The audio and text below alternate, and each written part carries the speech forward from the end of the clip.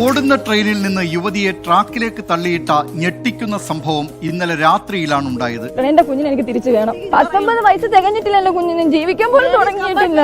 രണ്ടുപേരെയാണ് അയാൾ അത് ചെയ്യാൻ നോക്കിയത്.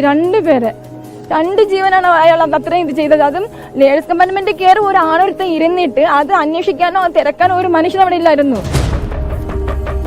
ഈ അമ്മയുടെ കണ്ണുനീരിന് ഏക കാരണം 11 വർഷമായി രാജ്യം ഭരിക്കുന്ന BJP സർക്കാരാണ്.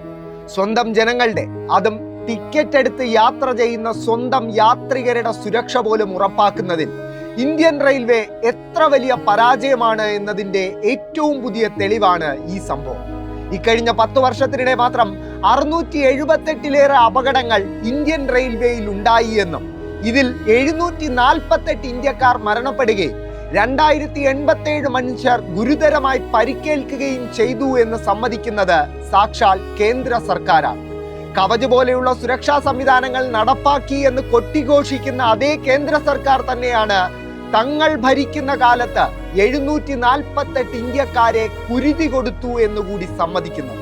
2023 കേന്ദ്ര സർക്കാർ നൽകിയ ഒരു വിവരാവകാശ മറുപടിയിൽ വ്യക്തമാക്കിയത് റെയിൽവേയിൽ ഏകദേശം 2.25 ലക്ഷം ഒഴിവുകൾ നിയമനം നടത്താതെ ഒഴിഞ്ഞു കിടക്കുകയാണെന്നും അതിൽ തന്നെ 1.25 ലക്ഷം പോസ്റ്റുകൾ സുരക്ഷാ വിഭാഗത്തിലാണെന്നുമാണ്. സുരക്ഷാ വിഭാഗത്തിൽ 1.25 ലക്ഷം ഒഴിവുകൾ കേന്ദ്രം നികത്താത്തത് തന്നെയാണ് ട്രെയിനുകളിൽ സ്ത്രീകൾക്ക് നേരെ ഉൾപ്പെടെ അതിക്രമങ്ങൾ തുടരാനുള്ള പ്രധാനപ്പെട്ട കാരണവും. ഇതിനു പുറമെ ട്രെയിനുകളിൽ ക്യാമറ സ്ഥാപിക്കുമെന്ന പ്രഖ്യാപനം പേപ്പറിൽ ഒതുങ്ങിയതും അക്രമങ്ങൾ വർദ്ധിക്കാൻ മറ്റൊരു കാരണമാണ്. ഇവിടെ അവസാനിക്കുന്നില്ല നമ്മൾ ഇന്ത്യക്കാരുടെ റെയിൽവേയിലെ ദുരിതയാത്ര.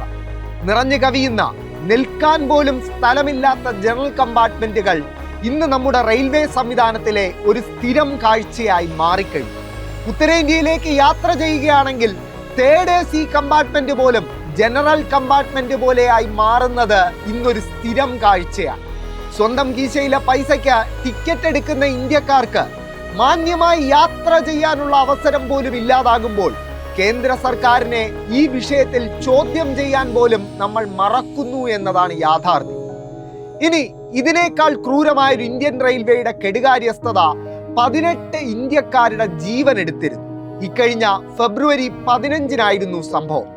ന്യൂഡൽഹി റെയിൽവേ സ്റ്റേഷനിൽ അന്നുണ്ടായ തിക്കിലും തിരക്കിലും മരിച്ചവരിൽ 12 വയസ്സുള്ള ഒരു കൊച്ചു ബാലനും ഉണ്ടായിരുന്നു.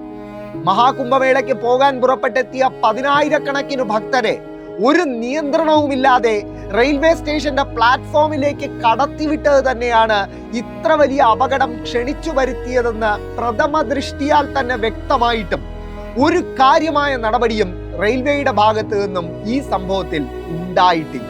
ഒരുപക്ഷെ മരിച്ച മനുഷ്യരുടെ ജീവന് അത്ര വിലയെ നമ്മുടെ ഭരണ സംവിധാനം നൽകുന്നുള്ളൂ എന്ന് വ്യക്തം.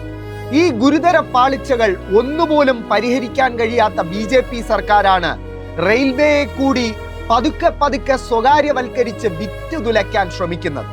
ഇനിയും ഇന്ത്യൻ റെയിൽവേയിൽ ദുരിതയാത്ര ചെയ്യേണ്ടി വരുമ്പോൾ മറക്കാതിരിക്കുക, 11 വർഷമായി കേന്ദ്രം ഭരിക്കുന്ന BJP സർക്കാരിന്റെ ഭരണ മികവുകളാണ് ഇതെന്ന്.